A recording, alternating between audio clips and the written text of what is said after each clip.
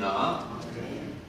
오늘 이 한 시간이 우리 성도님들이 하나님의 은혜 가운데 감사하고 기쁘고 행복한 시간이 되기를 축복합니다. 여러분, 사람들은 다 행복하게 살기를 원합니다. 근데 이제 어떻게 하면 행복하게 살까를 진단하는 데 있어서 많은 사람들이 나의 행복을 누리지 못하도록 하는 요소가 결핍이라고 생각을 합니다.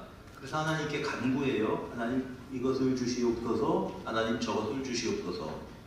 그런데 막상 그 기도의 응답을 내가 받았는데 그것을 가지고 불행하게 사는 사람들이 의외로 많이 있더라는 겁니다.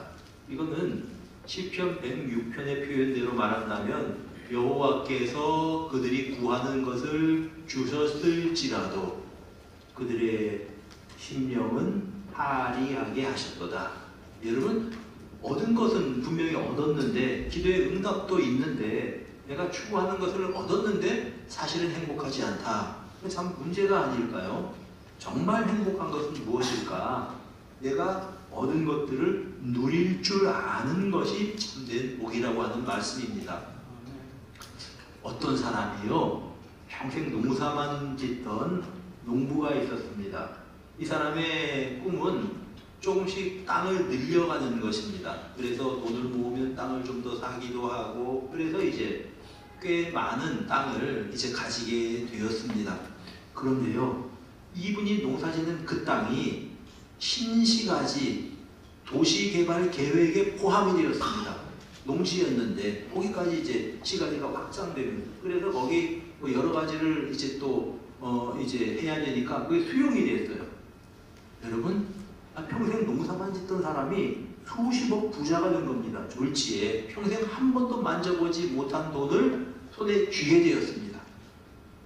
그런데 문제는 뭔가 하면 이분이 그 돈을 가지고 어떻게 쓸 줄도 모르고, 그렇게 써본 적도 없어요. 그런 돈을 가져본 적도 없고, 어떻게 누리며 살아가야 될지를 모르는 겁니다.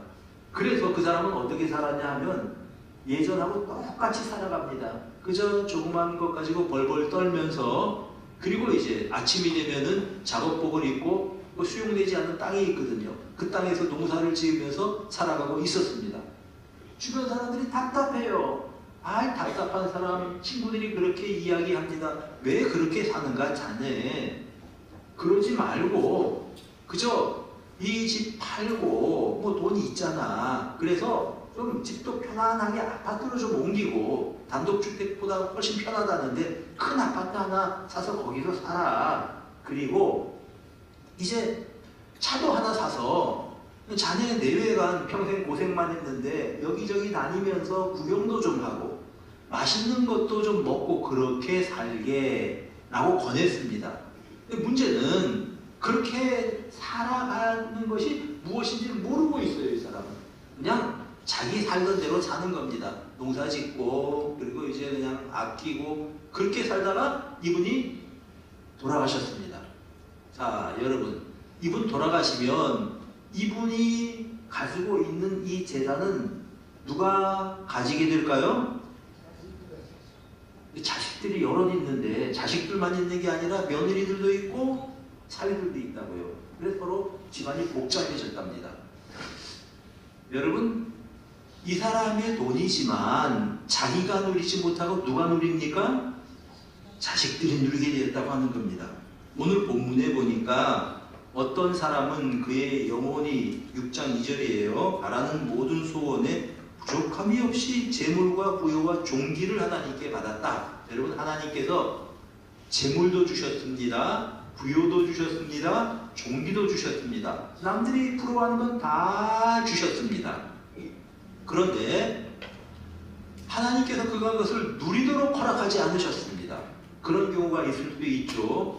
뭐 여러 가지 몸이 아프고 건강이 허락하지 않으면 돈이 암만 많아도 돈을 쓸 수도 없어요. 병실에 누워 있을 수밖에 없는 경우도 있을 수 있고, 또 정신적으로 병이 있어서 그 사람이 밖에 나가기도 싫어한다 그러면 누리지 못하는 수도 있다고 하는 겁니다. 결국은 그건 남이 누리게 되더라는 것입니다.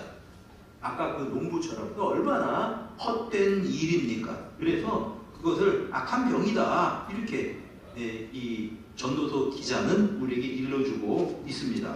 자, 6장 3절엔 또 이렇게 말씀을 합니다. 사람이 비록 100명의 자녀를 낳고, 자녀가 많은 건 축복입니다. 그 당시 100명의 자녀를 낳고 장수하여 사는 날이 많을지라도 그의 영혼은 그러한 행복으로 만족하지 못하고, 그렇게 그만하면 만족할 만한데 만족하지 못해요. 그리고 그가 안장되지 못하면 나는 이르기를 낙태된 자가 그보다는 낫다 하나니. 자, 100명의 자녀를 두려면 여러분 한번 물어봅시다.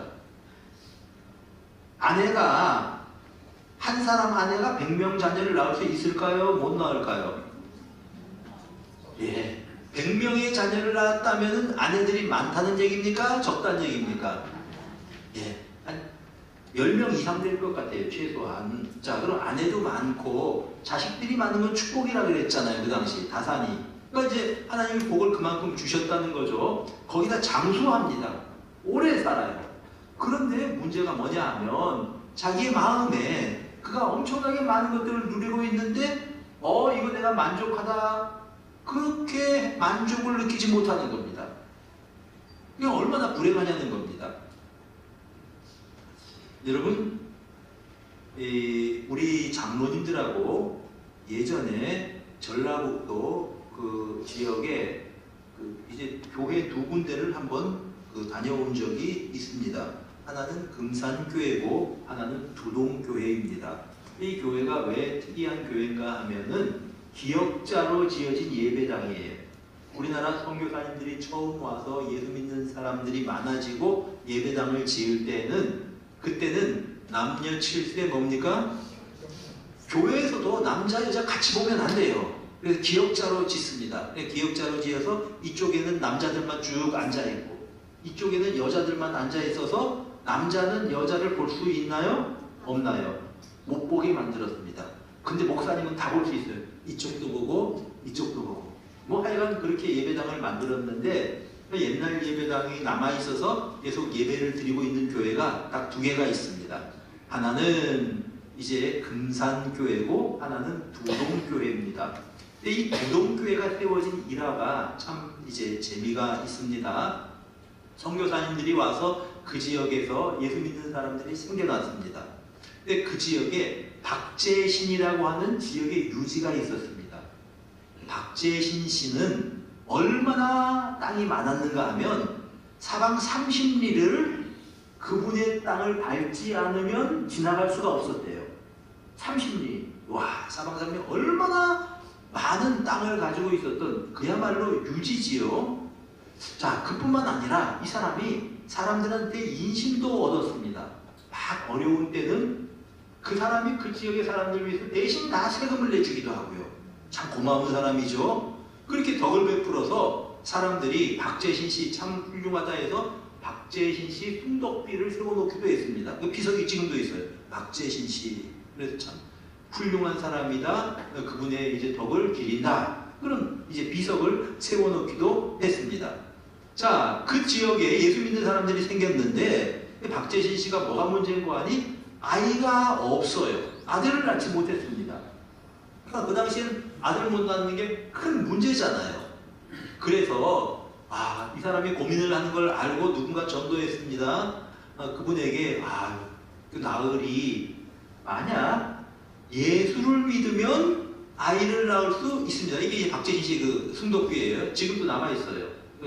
훌륭한 일을 많이 했다는 거죠. 이제 그분이 그렇게 얘기를 하니까 솔깃했습니다. 그래, 그러면 내가 한번 이제 교회를 다녀봐야 되겠다. 그래서 교회 다닌 사람들한테 당신들 다음 주부터 어디 옹색한 데서 예배 드리지 말고 우리 집에 와서 예배 드려. 우리 집 내줄 테니까. 그렇게 된 겁니다.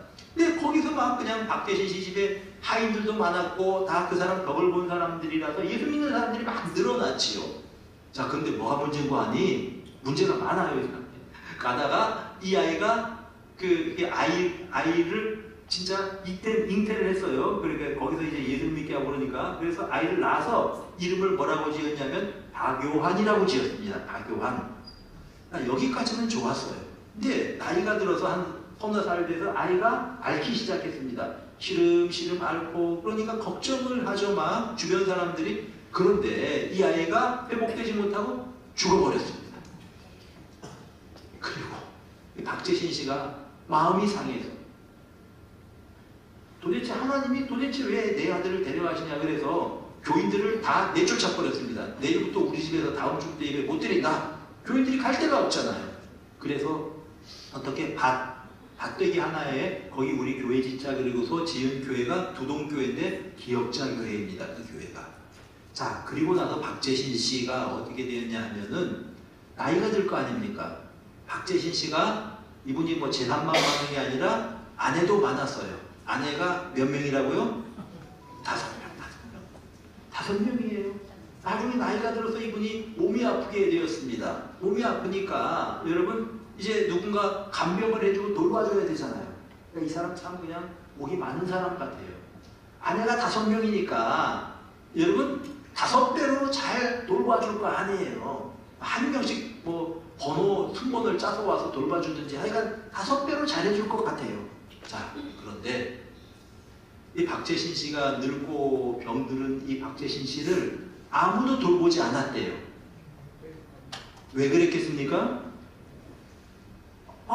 5명이 그리고 왜 내가 안 하냐 뭐 형님이 해야지 뭐 이제 이러면서 마치 배구공 탕탕 치듯이 다 서로 그냥 미루는 겁니다. 그래서 아내가 5명이었지만 한 사람도 그 사람의 노년에 그를 돌봐준 사람이 없다고 합니다. 참 안타깝죠. 그 좋은 것들을 많이 가지고 있었는데도 누리지 못하고 이제 이렇게 고통을 겪으면서 세상을 떠났다고 합니다. 그러니 평범하게 이 세상을 살아간다고 하더라도 명색의 소망을 가지고 평안하게 인생의 마지막을 맞이하는 사람이 차라리 더 낫다는 생각이 드는 겁니다. 참 안타까운 일입니다. 자식들도 어떤 사람은 뭐 100명의 자녀를 낳아도 행복하게 느끼지 못한다고 한다면 그것도 불행한 일이라고, 쓸데없는 일이라고 성경에서는 말씀하고 있습니다. 사랑하는 여러분, 우리는 하나님께서 주신 것들을 받아서 기쁘게 누릴 줄 아는 그런 성도님들이 되시기를 축복합니다. 많이 가진 것이 축복이 아니고 가진 것을 누리며 행복하게 살아갈 줄 아는 것이 복이라고 하는 말씀입니다. 그래서 디모데전서 6장 6절에는 사람이 자족하는 마음이 있으면 경건이 큰 유익이 되느니라. 자족할 줄 알아야 된다고 성경에는 말씀하고 있습니다. 여러분 라헬이라고 하는 여인을 아실 겁니다. 성경에 나오지요. 라헬은요 여자들이 가져야 될 모든 것을 가진 사람입니다. 이제 그 언니가 레아인데 레아는 시력이 약한데 라헬은 곱고 아리따우니라 성경이 이렇게 되어 있어요. 여러분 여자들이 가장 추구하는 게 뭡니까? 아리따움, 예쁜 거. 어떤 분이 이야기하셨는데 요양병원에 계신 할머니들도 먼저 딱 일어나면 아침에 거울을 보고 단장을 하신다는 거예요. 왜 그러십니까? 물어봤더니 이제 그 원장님이 회진을 하잖아요. 회진할 때 원장님이 볼 거니까 예쁘게 보려고 막 그냥 거울을 보고 막 화장도 하고 그러신대요. 여자들이 예쁘게 되고 싶어 하는 것은 본능인 것 같습니다. 근데 이 라헬은 곱고 아리따웠대요. 한눈에 사람들이 보면 미녀다 할 만한 사람입니다. 참 복된 여자지요. 게다가 남편이 그를 극진히 사랑했습니다. 그 남편이 야곱인데 야곱이 라헬을 아내로 얻기 위해서 여러분 이 공으로 자기 장인에게 이제 이 삭스를 받지 않고 일을 해 주었는데 몇 년 일을 했겠습니까? 예, 몇 년이요? 이야, 아내를 얼마나 사랑했으면 7년 일을 해 주었겠습니까? 그리고 어쨌든 간에 이제 이렇게 그래서 결혼을 했는데 만약에 라헬이 자기 남편에게 이렇게 물어봤다고 가정해 봅시다. 여보, 나 때문에 7년 동안 그 험한 일을 하는데 참 고생 많이 했지요? 라고 그래 물어본다면 야곱이 뭐라고 대답했을 것 같은가 하면 내 생각에는 하나도 힘들지 않았습니다. 왜냐하면 아내를 사랑하기 때문에. 성경에는요 야곱이 라헬을 사랑함으로 7년을 어떻게 여겼다고요? 7년을 수일같이 여겼더라. 얼마나 좋았으면, 아내가 얼마나 좋았으면 아내하고 같이 결혼한다는 생각만 하면 손꼽아 기다리면서 7년이 수일같이 지나간 겁니다. 힘든 줄도 몰랐어요. 얼마나 남편이 자기를 사랑합니까? 그러면 여자들이 갖고 싶은 거 다 가진 사람 아니에요. 곱고 아리답지요. 남편이 사랑하지요. 그러면 참 행복한 인생을 살았을 것 같은데 그렇지 않더라고 하는 겁니다. 라헬이 불행하게 산 이유가 몇 가지 있습니다. 그 중에 하나는 자기 언니 레아와 자기가 똑같은 남편과 결혼을 했어요. 물론 자기 친정 아버지가 어떻게 하든지 야곱을 이용하기 위해서 꾀를 내서 그렇게 된 거지만 하여간 원인은 어떻게 됐든지 간에 두 자매가 한 남편과 같이 살아가니 이 일이 쉽겠습니까? 집안이 전쟁터죠. 자녀들끼리도 서로서로 불화하고 반목합니다. 이것이 야곱의 집안이었습니다. 자, 결혼을 했는데 레아는 결혼을 해서 아들을 쑥쑥 낳습니다. 레아가 낳은 아들이 6명입니다. 그러니까 라헬은 자기가 아이가 생기지 않으니까는 자기의 시녀인 비라를 자기 남편에게 이제 주는 거죠. 같이 지내게 해서 비라가 또 아들을 둘 낳습니다. 그랬더니 또 레아가 지면 안 되잖아요. 나도 질소냐 하고 자기 시녀 실바를 또 남편과 자게 해서 거기에서 또 아들 둘을 낳습니다. 그러면 지금 아들이 몇입니까? 그런데 문제는 라헬은 아들이 없어요. 그러다가 드디어 라헬이 아이를 가졌습니다. 임신했습니다. 여러분, 그리고 기다리던 라헬이 아이를 낳았습니다. 얼마나 기뻤겠습니까? 라헬이 아이 이름을 어떻게 지었는가 하면은요, 창세기 이제 30장 23절에 보니까 하나님이 내 부끄러움을 씻으셨도다. 하나도 드디어 아들을 얻었다. 하나님이 나의 부끄러움을 씻으셨다. 그러면 우리 생각할 때는 이름을 하나님이 주셨다. 부끄러움을 씻어주셨다. 감사 뭐 그런 이름을 지을 것 같은데 이름을 요셉이라고 짓습니다. 여러분, 요셉이라는 게 무슨 뜻인가 하면요, 요셉이 조금 더 그런 뜻이에요. 하나님께서 다른 아들을 나에게 더 주실 것이다. 요셉 더 주세요. 그게 요셉입니다. 이름의 뜻이 그 이름이에요. 어떻게 생각하면 이제 드디어 아들을 얻었잖아요. 미모도 아름답고 남들이 갖추지 못하는 미모도 있죠. 남편이 자기를 사랑하죠. 거기다가 어떻게 생각하면은 언니들의 아들들도 사실 자기 아들이라고 생각하고 귀여워하고 기를 수도 있는 거고요. 그게 아니라면, 정 안 되면 그 당시에는 이제 자기 시녀가 낳은 아들은 자기 아들로 인정이 되거든요.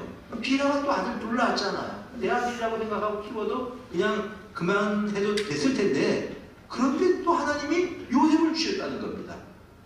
그러니 다 갖춘 거죠. 드디어 아들을 주셨다. 하나님 감사합니다. 그러면서 요셉의 재롱 보면서 그를 젖을 물리면서 행복해하면서 그가 아장아장 걷는 모습을 보면서 행복해하면서 살아가면은 좋았을 것입니다. 그런데 이름이 좀 특이해요. 요셉을 낳고 그 이름을 더 이렇게 이름을 지었어요. 요셉 더 주세요. 이런 의미입니다. 여러분, 참 이렇게 만족할 줄 모르는 게 바로 이 라헬의 문제였습니다. 여러분, 사람의 욕심은 채울 수 없습니다. 방법은 딱 하나 있습니다. 그 욕심 그릇을 비워내는 것밖에 없죠. 라헬이 바로 그런 사람이었다고 하는 그러한 의미입니다. 요셉을 안고 마음껏 인생을 누리고 인생의 봄날이라고 노래하면서 살았으면 참 좋았을 텐데 얼마나 감사한 일입니까? 이 아이를 안고 행복해하면 얼마나 좋았습니까? 그런데 아이를 낳자마자 더 주세요. 또 다른 아들 주세요. 이게 바로 라헬의 마음이었다고 하는 겁니다. 참 만족하게 산다는 게 얼마나 어려운지 모릅니다. 여러분, 우리 한번 생각해 봅시다. 우리가 얼마나 감사한 세상 속에서 살아가고 있습니까? 73년 동안 이 땅에서 전쟁이 없었습니다. 지금 우크라이나의 전쟁 때문에 얼마나 많은 사람들이 고통을 겪고 있는지 여러분 보시지요? 이 땅에서 73년 동안 전쟁이 없는 시대를 우리가 살아갑니다.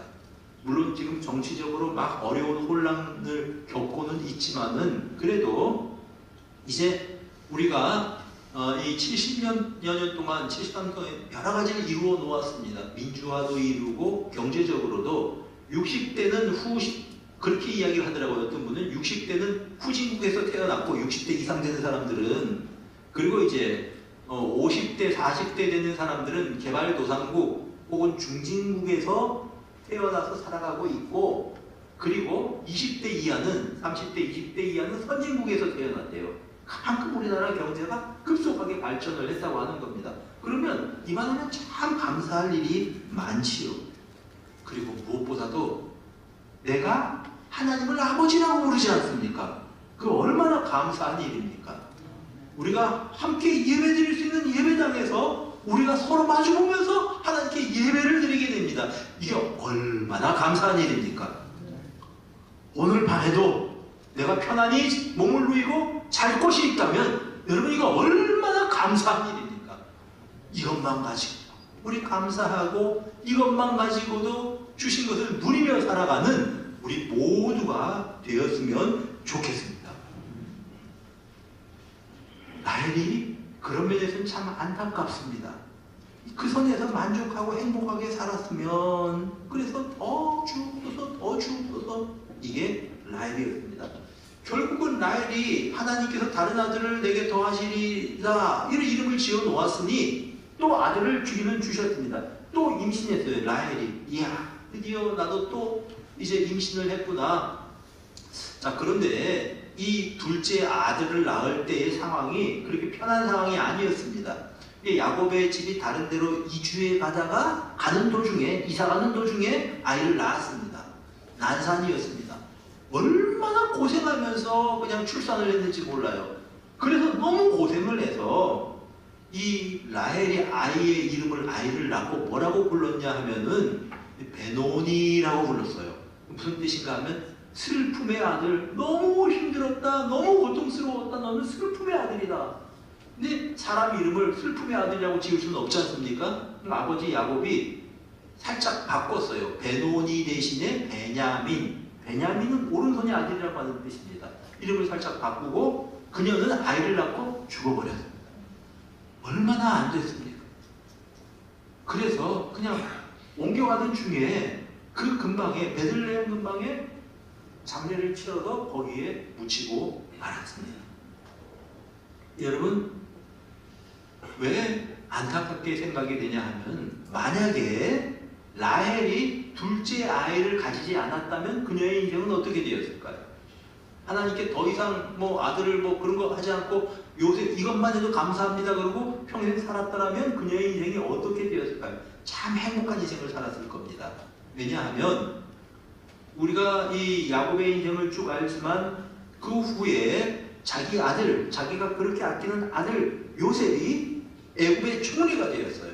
부모님을 다 초청하고 자기 형님들을 다 초청해서 거기서 잘 살 수 있도록 해줬습니다.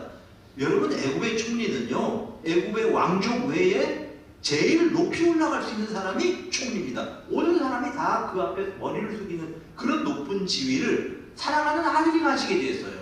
그러면 애굽 땅에서 참 행복하게 살았을 겁니다. 극진한 효도를 받으면서 그렇게 살아갔을 터인데 그것을 못 보고 아이를 낳다가 죽어버리고 말았다는 겁니다. 여기서 한 가지 더 생각을 해봅니다. 만약에 하나님께서 아들을 더 주십시오 이러지 않고 그냥 거기에서 만족했었더라면 어떻게 되었을까라는 것입니다. 여러분, 예쁜 사람, 예쁘고 남편 사랑도 받고 참 부럽잖아요. 여러분, 너무 부러워하지 마세요. 하나님께서 내게 주신 것으로 만족하면서 살아갈 수 있는 사람이 사실은 더 행복한 사람입니다. 여러분, 우리가 재벌처럼 돈은 많지를 않아요. 그래도 내가 가진 것을 만족하고 그것을 가지고 쓰고 그것을 가지고 또 주님 일도 하고 그냥 살아가는 사람이 더 행복한 사람입니다. 어떤 사람보다 더 행복하냐 하면 평생 모았는데 쓰지 못하고 죽은 사람보다 더 행복하다고요. 누가복음 12장에 보면 그런 사람 한 사람 나오죠. 그가 돈을 많이 벌었습니다. 창고를 크게 짓고 농사를 지은 수확물을 차곡차곡 쌓아놓고 말합니다. 내가 여러 해 먹고 쓸 것을 여기 쌓아두었다. 내 영혼아 걱정하지 마라. 먹고 마시고 즐거워하자. 이때 하나님께서 그를 보고 뭐라고 말씀하십니까? 어리석은 자야, 내가 오늘 밤 너의 영혼을 찾으리니, 내가 오늘 밤 너의 영혼을 찾으리니. 그날 밤에 죽는다면 그 사람이 준비한 것이 누구 것이 되겠습니까? 자기는 하나도 못 쓰고 그냥 죽는 거예요.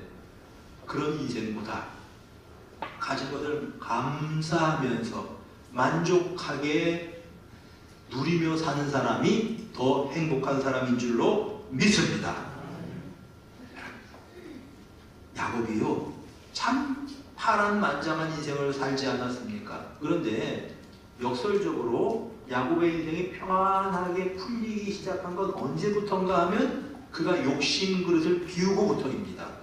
베냐민을 애국으로 데려오라고 했을 때 그 말을 듣고 야곱이 이렇게 말합니다. 창세기 43장 14절에 보니까 전능하신 하나님께서 그 사람 앞에서 너희에게 은혜를 베푸사 그 사람으로 너희 다른 형제와 베냐민을 돌려보내게 하시기를 원하노라. 내가 자식을 잃게 되면 이르리로다. 여러분, 절대로 내 거는 뺏기지 않을 사람이에요. 근데 나중에 베냐민을 데려가겠다고 하니까 내가 자식을 잃으면 이르리로다. 야곱의 욕심 그릇을 비운 야곱의 모습을 볼 수 있습니다. 그때부터 야곱의 인생이 평안하게 이제 진행이 되어져 간 겁니다. 노년에 그가 애굽에서 효도받았죠. 또 자기 자식들 다 이제 영감을 가지고 축복해 주었죠. 손자들도 축복했죠. 그리고 그가 이제 침상에서 하나님 앞에 경배하고 예배하고 그의 인생의 마지막을 맞이하게 되었습니다. 그가 가지려고 할 때, 취하려고 할 때는 오히려 집안에 분란이 일어나고 싸움이 일어나고 그의 인생이 불행했습니다. 그러나 모든 것들을 놓고 하나님의 은혜로 알고 주신 것 감사하면서 살려는 마음이 된 다음 그의 욕심 그릇을 비워내고 이후부터는 그의 인생이 복되고 행복한 인생을 살았다라고 하는 것입니다. 사랑하는 여러분, 내가 남보다 더 얻으려고 하고 더 누리려고 하고 그러면 남에게도 상처를 입히고 나도 상처를 받는 경우가 참 많이 있습니다. 그러나 내가 행복하게 누리면서 살 줄 아는 비결을 아는 사람은 나도 행복하고 주변 사람도 행복하게 된다는 것입니다. 어떻게 해야지 행복하게 살아갈 수 있습니까? 우선 욕심을 버리는 것이 내가 인생을 행복하게 살아가는 비결입니다. 욕심 그릇을 비우는 것. 주신 것으로 만족하고 욕심 그릇을 비워서 내게 주신 은혜로 만족하는 것. 이것이 감사하면서 살아가고 행복한 삶의 비결이라고 하는 말씀입니다. 요즘은요, SNS가 발달해서 이거 참 어떻게 보면 사람들한테 남이 사는 모습은 다 행복해 보여요. 여러분, 뭐 페이스북이나 이런 데 올리는 거 보면은 사람들이 좋은 것만 올리잖아요. 뭐 맛있는 거 먹는 거 올리고 또 이제 그 해외 여행 가서 뭐 그냥 뭐 하면서 이런 거 다 찍어 올리면 이야, 남들은 다 잘 사는 것 같은데 나는 뭐야? 상대적으로 불행하게 느끼는 경우가 참 많은 것 같아요. 그래서 어떤 사람은 페이스북이나 뭐 이런 것들이 오히려 사람들 불행하게 만든다는 사람들도 있더라고요.